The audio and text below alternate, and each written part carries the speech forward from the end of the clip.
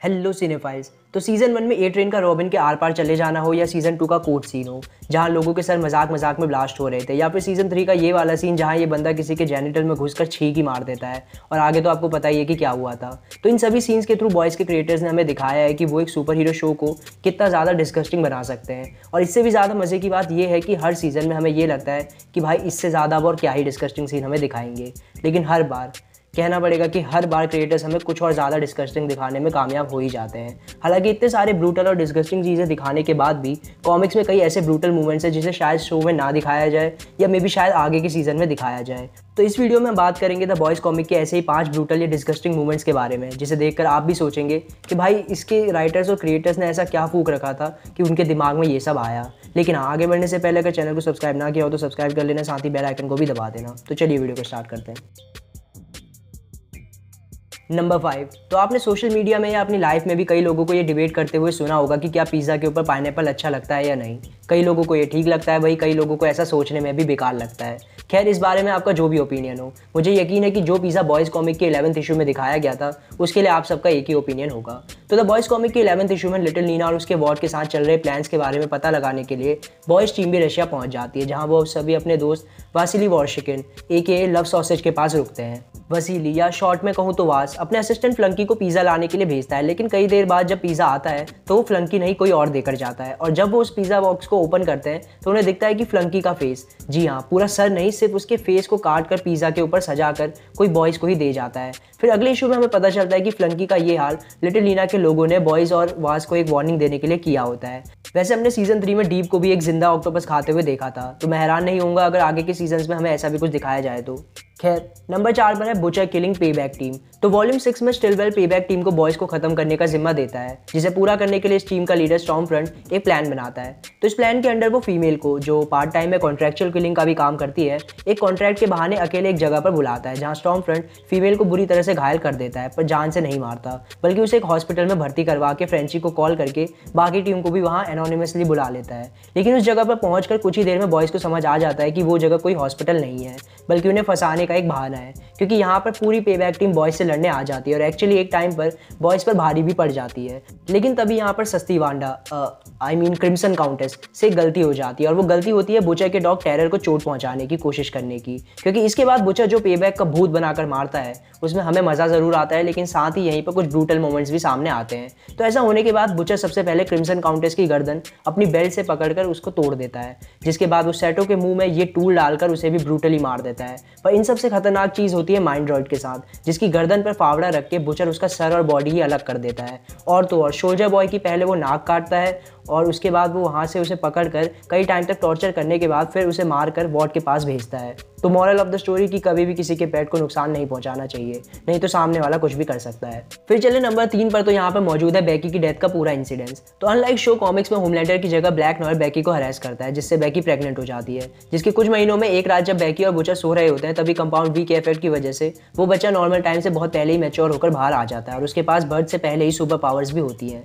तो इसी super power की वजह से वो अपने लेजर आइज से बेकी के पेट को फाड़ते हुए बाहर आ जाता है। तो इस इंसिडेंस में तो बेकी की डेथ काफ़ी ब्रूटल और डिस्गस्टिंग होती है, लेकिन ये चीज़ यहीं पर खत्म नहीं होती। जब बुचर नींद से उठता है तो वो फीटस हवा में उड़ रहा होता है, बुचर पर भी अपनी लेजर आइज मारने लग जाता है, जिससे बचते हुए बुचर पास में पड़े लैम्प से उस बच्चे को पिचका पिचका कर मार देता है। तो बेकी की इस तरह की डेथ का सिमिलर सीन हमें शो के फर्स्ट सीजन में भी दिखाया गया था, जब वॉगलबॉम बेकी की झूठी कहानी होमलैंडर को सुनाता है। बट आई डोंट थिंक इस बच्चे को मारने जैसा कोई सीन क्रिएटर दिखा पाएंगे या इवन हमें दिखाना चाहेंगे। वैसे सही में ये कुछ ज़्यादा ही डिस्टर्बिंग मोमेंट था।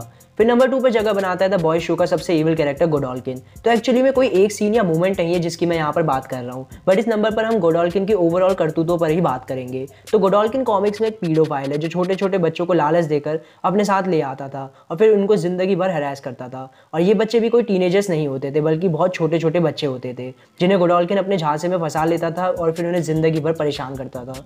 वैसे शायद आपको पता ही होगा कि बॉयज़ की नई spin off series Gen V में हमें जॉन गोडॉल्किन का कैरेक्टर दिखाया जाने वाला है और शो में इस चीज़ को कैसे दिखाया जाता है ये देखने वाली बात रहेगी। अपनी लिस्ट के नंबर 1 पर बढ़ने से पहले हम कुछ डिसऑनरेबल मेंशंस को देख लेते हैं जो इस लिस्ट में तो अपनी जगह नहीं बना पाए, पर ब्रुटैलिटी में ये भी ज़्यादा पीछे नहीं थे। इनमें से 2 इंसिडेंट तो बॉयज़ के रशिया में होने के टाइम के ही हैं, जहाँ एक इंसिडेंट में लिटिल नीना के कुछ लोग जो बॉयज़ पर नज़र रखने और उन्हें मारने आए होते हैं, उन्हें फ्रेंची ब्रूटली उन्हीं की कार के अंदर मार देता है। जैसा आप यहाँ देख भी पा रहे होंगे कि एक आदमी के मुंह के अंदर तो फ्रेंची उसी की बंदूक डालकर उसे मार देता है।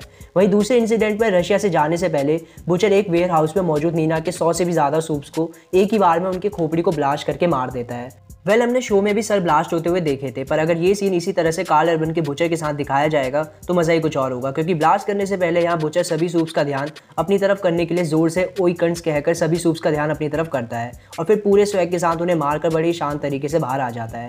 खैर, अगला मूवमेंट है फ्रेंची और फीमेल के टाइटैनिक टीम के साथ फाइट का, जहाँ फ्रेंची एक सूप का गला काट कर उसे लिफ्ट के बटन पर फेंक देता है, वहीं दूसरी सूप की गर्दन टेढ़ी कर देता है। फ्रेंची के खुद का हाथ भी इस फाइट में कट जाता है, जिससे गुस्सा होकर फीमेल एक आर्मर्ड सूप के आर्मर को तोड़कर और उसकी बॉडी के आर पार जाकर उसके रिब्स और इंटेस्टाइन्स को ही बाहर निकाल देती है। तो ये फाइट भी काफ़ी ज़बरदस्त थी। लेकिन अब हम चलते हैं अपने नंबर 1 मोस्ट डिस्गस्टिंग मूवमेंट पर, जहां इस कॉमिक के एंटागनिस्ट ब्लैक नॉयर ने जगह ले रखी है। तो ब्लैक नॉयर को बनाने के पीछे वॉर्ड का एक ही मकसद था और वो था होमलैंडर को कंट्रोल करना, उस पर नज़र रखवाना और टाइम आने पर होमलैंडर को मार देना। पर होमलैंडर टाइम के साथ वॉर्ड के कंट्रोल में आ जाता है और उसे मारने की ज़रूरत ही नहीं पड़ती। लेकिन इससे ब्लैक नॉयर को जिस चीज़ के लिए तैयार किया गया था वो चीज़ पूरी नहीं हो पाती और इस बात से परेशान हुआ साइकोपैथ ब्लैक नॉयर एक प्लान बनाता है। तो इस प्लान के लिए वो एक फैमिली को सेक्सुअली हरास करके एंड में उनका मर्डर कर देता है और इसमें एक न्यू बॉर्न बच्चा भी इंक्लूड होता है। और मर्डर भी वो नॉर्मली नहीं करता है, पर उस बच्चे को खाकर, लिटरली खाकर, किसी को बुरी तरह से टॉर्चर करके और अलग अलग तरह से मारता है।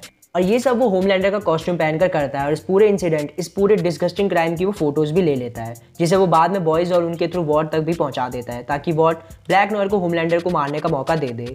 खैर, ये प्लान तो पूरा नहीं होता है, लेकिन इसके चक्कर में हमें इतना डिस्गस्टिंग और ब्रूटल मूवमेंट जरूर दिख जाता है। तो देखना होगा कि क्या ऐसा कुछ दिखाने की हिम्मत बॉयज शो के क्रिएटर्स भी कर पाएंगे या फिर इस सीन से शो को दूर रखना ही पसंद करेंगे। वैसे शो के लिए तो मेरे हिसाब से ये भी कुछ ज़्यादा ही हो जाएगा।